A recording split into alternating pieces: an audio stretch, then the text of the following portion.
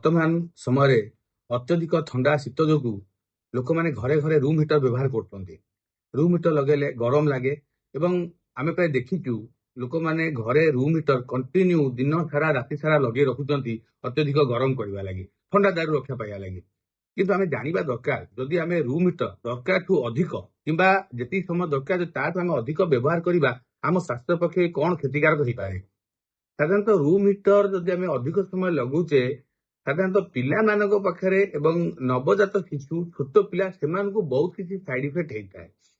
ଯଦି ଆପଣ ବହୁତ ସମୟ ରୁମ୍ ହିଟର ଲଗାଉଛନ୍ତି ଯେତେବେଳେ ରୁମ୍ ଟା ଅତ୍ୟଧିକ ଗରମ ହେଇଯାଉଛି ଏବଂ ଆପଣ ରୁମ୍ ହିଟର ଆଉ ବନ୍ଦ କରୁନାହାନ୍ତି ତ କ'ଣ ହୁଏ ନା ଆମର ପାର୍ଶ୍ୱରେ ଥିବା ସବୁ ଯାକ ଏୟାର କିମ୍ବା ବାୟୁ ଗୁଡ଼ିକ ଅତ୍ୟଧିକ ଶୁଷ୍କ ହେଇଯାଏ।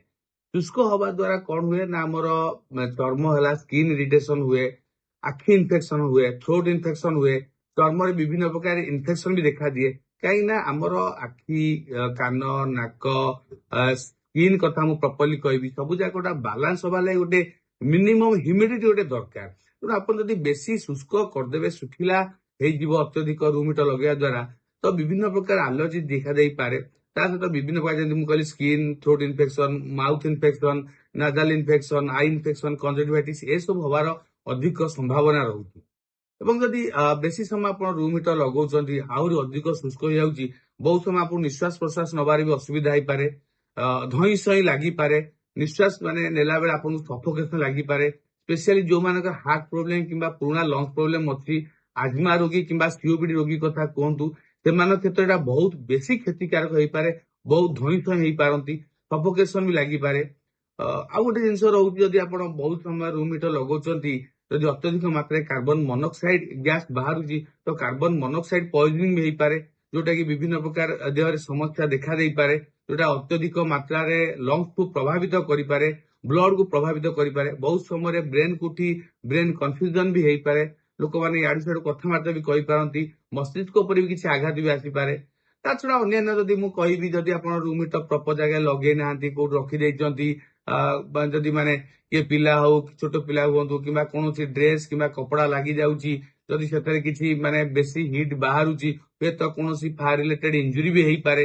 ହଠାତ୍ ରୁମ୍ ହିଟର ବହୁତ ସମୟ ଦେଖୁଛୁ ଲୋକମାନେ ଘରେ ଖଟ ତଳେ ରୁମ୍ ହିଟର ଲଗେଇକି ଶୋଇଥାନ୍ତି ବେଡରେ, ଛୋଟ ପିଲା ଅଛି କିମ୍ବା କମ ବୟସ ପିଲାଟି ଅଛି ସେମାନଙ୍କ ଓହ୍ଲଉ କିମ୍ବା ଖଟ ମାନଙ୍କ ତାପରେ ପଡିଗଲା, କିଛି ଫାୟାର ଇଞ୍ଜୁରି ବି ହେଇପାରେ। ତେଣୁ ବହୁତ କିଛି ତାର ସାଇଡ ଇଫେକ୍ଟ ରହୁଛି। ତେଣୁ ଆମେ ଜାଣିବା ଦରକାର କେତେ ସମୟ ଆମେ ରୁମ୍ ହିଟର ଲଗାଉଛେ। ସାଧାରଣତଃ ଯଦି ଆପଣ ଶୀତ ଦାଉରୁ ରକ୍ଷା ପାଇବା ପାଇଁ ରୁମ୍ ହିଟର ଲଗାଉଛନ୍ତି, ଯେତେବେଳେ ଆପଣଙ୍କୁ ଗରମ ଲାଗୁଛି କିମ୍ବା ଗୋଟେ ନର୍ମାଲ ଟେମ୍ପରେଚର ପାଖାପାଖି ପଳେଇ ଆସୁଛି ଆପଣ ରୁମ୍ ହିଟରକୁ ବନ୍ଦ କରିଦିଅନ୍ତୁ।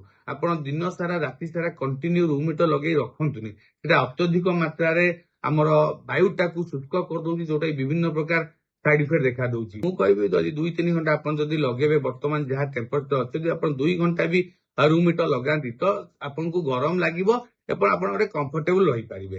ତେଣୁ ଯେତିକି ଦରକାର ସେତିକି ଲଗାନ୍ତୁ। ଏବଂ ଯୋଉମାନେ ଛୋଟ ପିଲା ଅଛନ୍ତି, ବୃଦ୍ଧ ବୟସ୍କ ବ୍ୟକ୍ତି ଅଛନ୍ତି କିମ୍ବା ଯୋଉମାନଙ୍କୁ କୌଣସି ପୁରୁଣା ଶ୍ୱାସ ରୋଗ, ଲଙ୍ଗସ ରୋଗ, ସିଓପିଡି, ଆଜମା ରୋଗୀ ଅଛନ୍ତି, ହାର୍ଟ ରୋଗୀ ଅଛନ୍ତି, କୌଣସି ସ୍କିନ୍ ରୋଗୀ ଅଛନ୍ତି, ସେମାନଙ୍କ କ୍ଷେତ୍ରରେ ମୁଁ କହିବି ରୁମ୍ ହିଟର ନ ଲଗେଇବା ଆହୁରି ବହୁତ ଭଲ।